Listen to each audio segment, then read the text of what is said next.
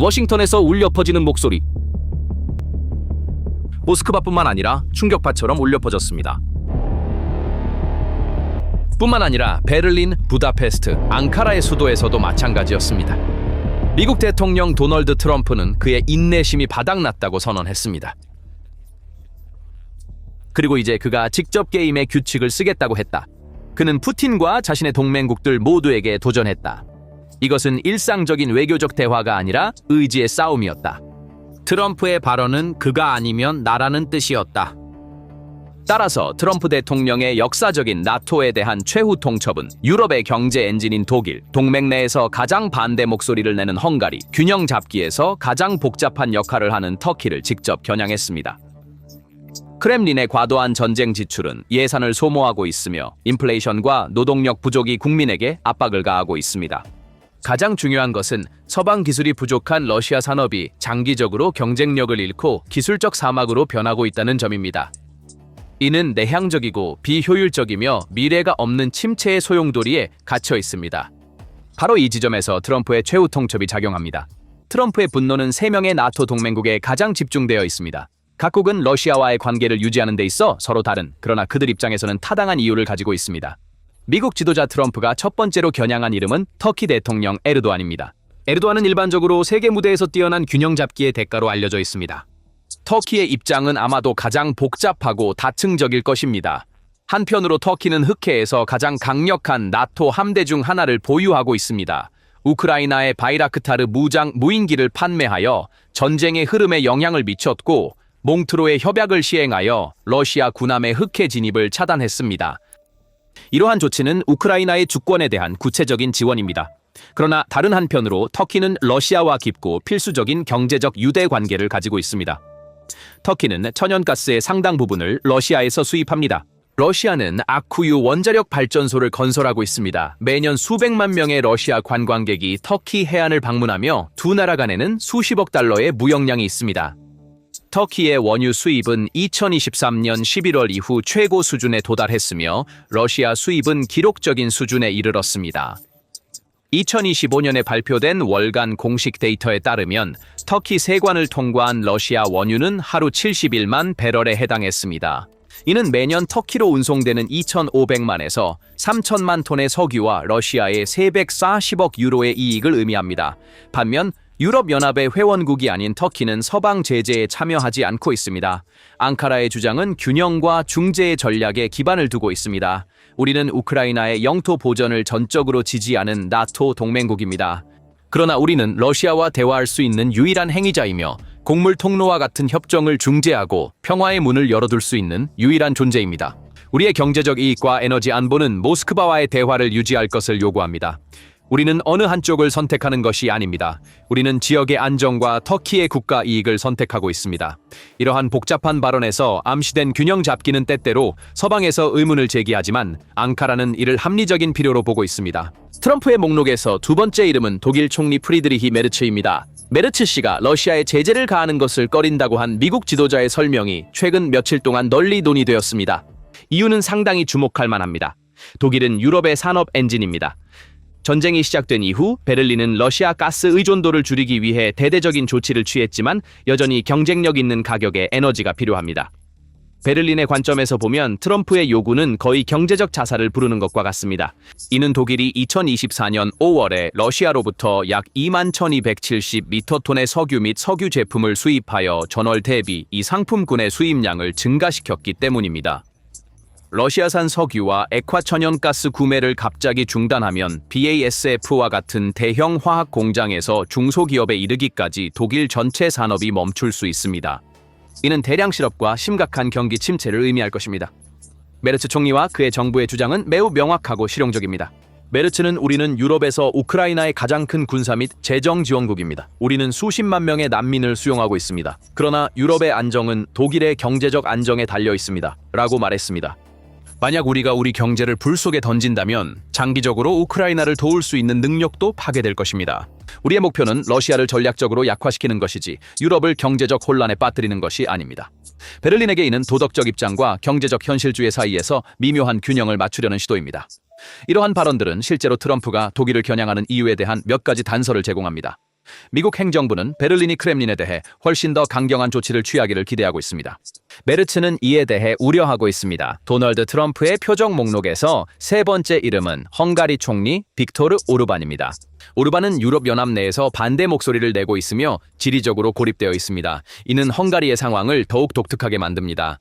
빅토르 오르반은 유럽연합과 나토 내에서 러시아에 대해 가장 온건한 정책을 옹호하는 지도자로 오랫동안 알려져 왔습니다. 그러나 이 상황은 단순히 정치적 선회만 기반한 것은 아닙니다. 헝가리는 지리적 위치로 인해 거의 전적으로 러시아의 석유와 가스 파이프라인에 의존하는 국가입니다. 아드리아해에서 오는 대체 파이프라인은 아직 충분한 용량이 없으며 LNG 터미널에 대한 접근도 없습니다. 헝가리는 6월에 3억 5,600만 유로 상당의 러시아 화석 연료를 구매하며 최대 수입국이 되었습니다.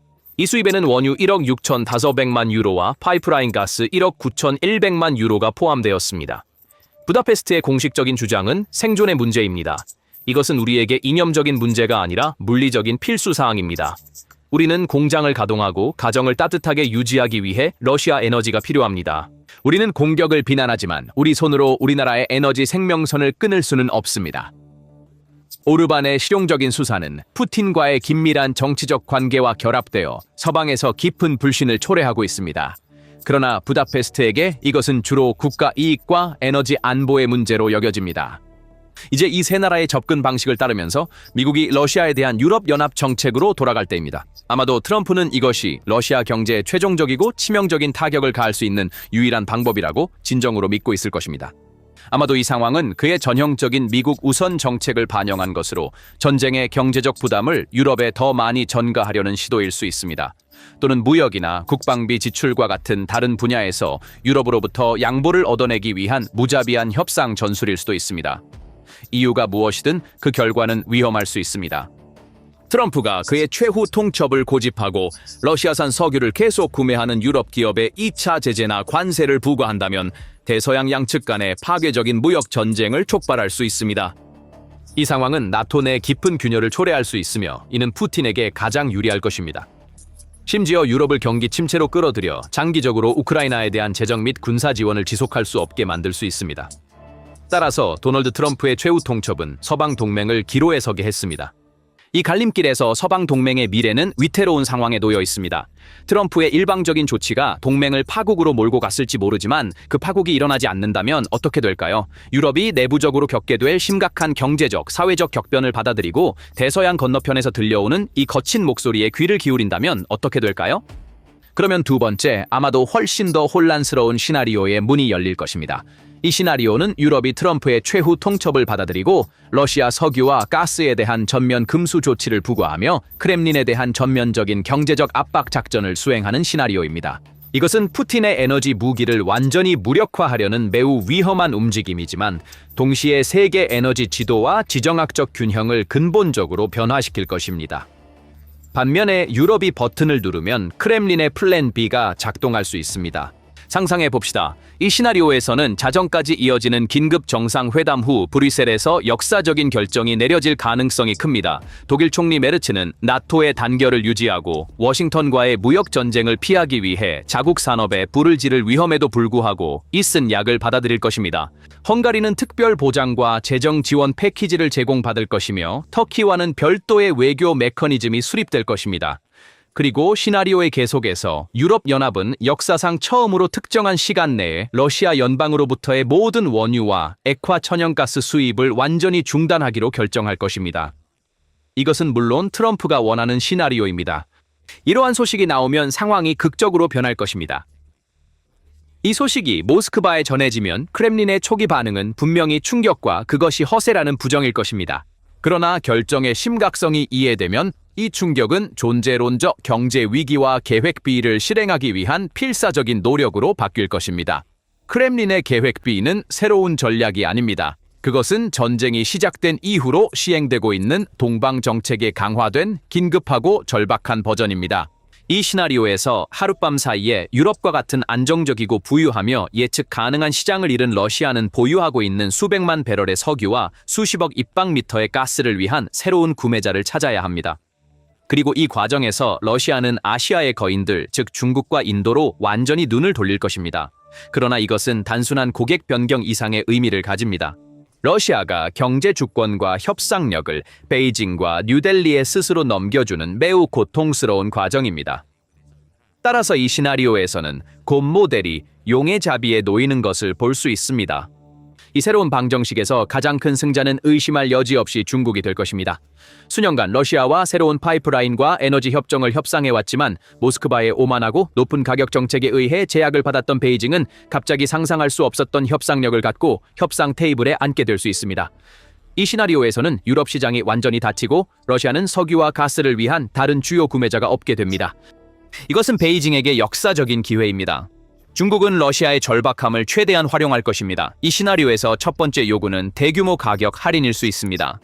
중국 에너지 회사들은 더 이상 서방 구매자들과 경쟁할 필요가 없게 되면서 러시아산 석유를 국제시장 가격보다 훨씬 낮은 가격에 아마도 배럴당 30달러에서 40달러 할인된 가격에 요구할 것입니다. 시베리아의 흰 파이프라인을 통해 도착하는 천연가스와 앞으로 건설될 파이프라인에도 동일하게 적용됩니다.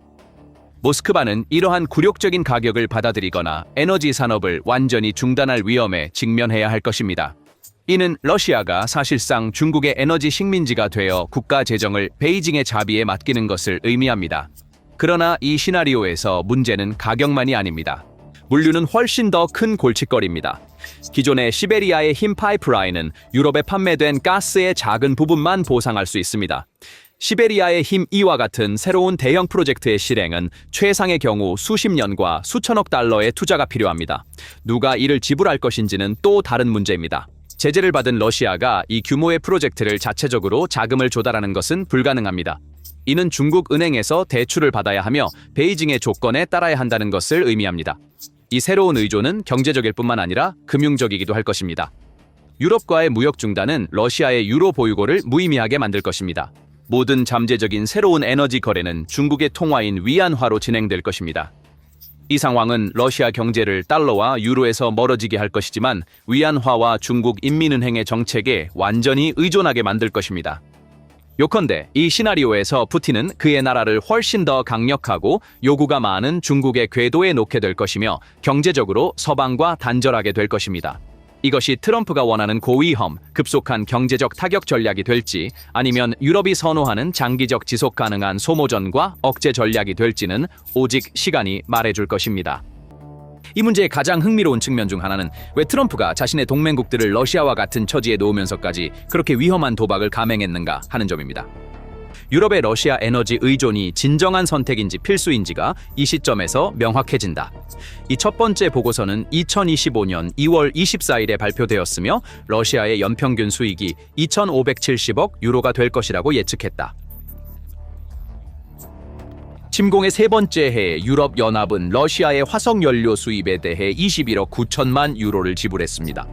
이는 전년도에 비해 단지 1% 감소한 수치를 나타냈습니다. 그러나 트럼프는 러시아의 에너지 수익이 유럽연합 내에서 차지하는 비율의 감소가 충분하지 않다고 판단하여 이 조치를 취했습니다. 트럼프의 최후 통첩을 제대로 이해하려면 먼저 현재 제재 체제가 러시아 경제에 미치는 영향을 차분히 평가해야 합니다. 전쟁이 시작된 이후 서방은 역사상 가장 포괄적인 제재 조치를 부과했으며 이는 러시아의 금융 시스템, 기술 수입, 주요 부문을 겨냥한 18개의 패키지로 구성되어 있습니다. 목표는 크렘린의 전쟁 기계를 자금 공급에서 차단하는 것이었습니다. 그렇다면 이 전략이 효과가 있었을까요? 답은 예이기도 하고 아니기도 합니다. 모스크바는 이러한 제재에도 불구하고 놀라운 회복력을 보여주었습니다. 크렘린은 중국과 인도로 석유와 가스를 재배치하고 수백 대의 유조선으로 구성된 그림자 함대를 설립하며 전쟁 지출로 경제를 지탱했습니다. 전쟁 지출을 늘리고 서방 기업들이 떠난 자리를 국내 생산으로 채우려 하면서 인위적으로 경제를 유지했습니다. 겉으로 보기에는 붕괴하지 않았습니다. 대신 전시 경제에 적응했습니다. 그러나 이 동전에 또 다른 면이 있었다. 글로벌 싱크탱크의 분석에 따르면 이 회복력은 매우 취약하다. 러시아 경제는 사실상 고열에 시달리는 환자와 같다. 그의 말에 따르면 유럽이 러시아로부터 계속해서 석유와 가스를 구매하는 것은 이 아픈 사람에게 계속해서 링거를 주는 것과 같다. 트럼프는 이 링거를 완전히 끊어 러시아 경제가 자체 무게로 붕괴되기를 원한다. 그러나 유럽의 수도들에게 이 상황은 환자를 죽이려다 자신들이 중환자실에 들어갈 수 있는 위험한 도박입니다. 베를린, 부다페스트, 앙카라의 입장은 이 도박의 결과에 영향을 미칠 가장 중요한 움직임 중 하나입니다. 내릴 결정은 우크라이나 전쟁의 운명뿐만 아니라 서방 동맹의 의미도 결정할 것입니다.